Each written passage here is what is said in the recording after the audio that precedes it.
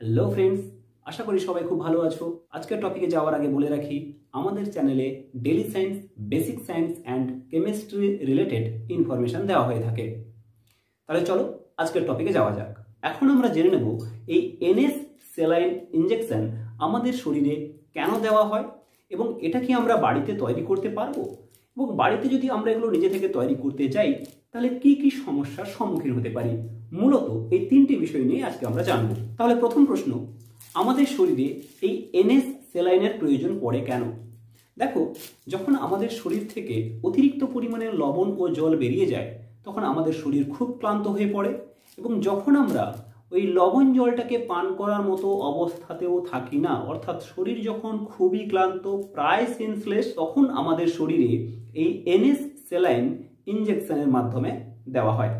এখন প্রশ্ন হচ্ছে যে এই এনএস স্যালাইন ইনজেকশন কি আমরা বাড়িতে তৈরি করতে পারবো?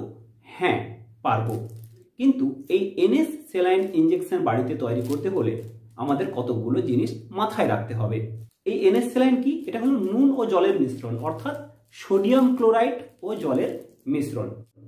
এখানে সোডিয়াম ক্লোরাইডের পরিমাণ থাকে 0.9% W/V। তোমরা ভালো করে লক্ষ্য করলে দেখতে পাবে এখানে লেখা আছে 0.9% W/V সলিউশন, অর্থাৎ প্রতি 100 ml দ্রবণে 0.9 গ্রাম সোডিয়াম ক্লোরাইড থাকতে হবে। কেন এই 0.9 গ্রাম সোডিয়াম ক্লোরাইড থাকতে হবে প্রতি 100 ml দ্রবণে? তার কারণ হলো আমাদের শরীরে যে লোহিত রক্তকণিকা আছে তার মধ্যে থাকা তরলের গাঢ়ত্ব 0.9%। তাই ওই মানের সমান রেখে নর্মাল স্যালাইন বাড়ানো হয়েছে, যাতে আমাদের শরীরে এই নর্মাল স্যালাইন প্রবেশ করলে কোনো রকম সমস্যা না হয়। এখন আমরা দেখে নেব যে এটা আমরা যখন বাড়িতে তৈরি করব তো কি কি সমস্যার সম্মুখীন হতে পারি।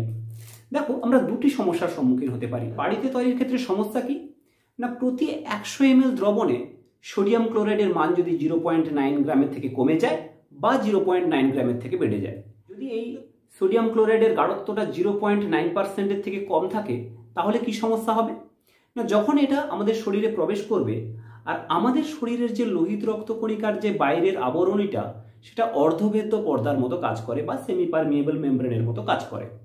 ফলে কি ঘটবে? অন্ত অভিস্রবণ ঘটবে, অর্থাৎ এই NaCl এর দ্রবণ আমাদের শরীরের লোহিত রক্তকণিকার মধ্যে প্রবেশ করে যাবে। তখন ওই যে লোহিত রক্তকণিকার যে কোষগুলোর আকার কি হতে থাকবে? বাড়তে থাকবে, এবং বাড়তে বাড়তে এক সময় সেটা ফেটে যেতে পারে। এই ঘটনাটাকে কি বলা হয়? হিমোলিসিস।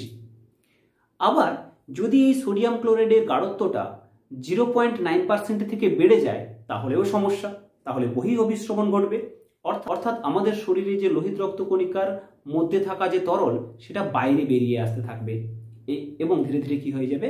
আমাদের লোহিত রক্তকণিকাগুলো শুকিয়ে যাবে। এই ঘটনাটাকে বলা হচ্ছে কি? ক্রিনেশন। তাহলে বুঝতে পারছো, যদি আমাদেরকে নর্মাল স্যালাইন বানাতে হয় তাহলে 0.9%-এর কথা মাথায় রাখতেই হবে, অর্থাৎ প্রতি 100 ml দ্রবণে 0.9 গ্রাম সোডিয়াম ক্লোরাইড ব্যবহার করতে হবে। ওই দ্রবণটাকে প্রমাণ লবণ জল বা নর্মাল স্যালাইন বলা হচ্ছে। তার থেকে কম হয়ে গেলেও সমস্যা, তার থেকে বেশি হয়ে গেলেও সমস্যা। তো এই ছিল আমাদের আজকের বিষয়। ভিডিওটি কেমন লাগলো তোমরা কমেন্ট করে জানিও, এবং ভালো লাগলে লাইক করে দিও, এবং যারা চ্যানেলে নতুন তারা চ্যানেলটিকে সাবস্ক্রাইব করে দিও। নোটিফিকেশন বাটনটাকে অন করে রাখবে যাতে আমাদের চ্যানেলের ভিডিও সবার প্রথম তোমার কাছে পৌঁছে যেতে পারে। সবাই ভালো থেকো and enjoy every second of your life. দেখা হচ্ছে আগামী ভিডিওতে। Thank you so much for watching this video.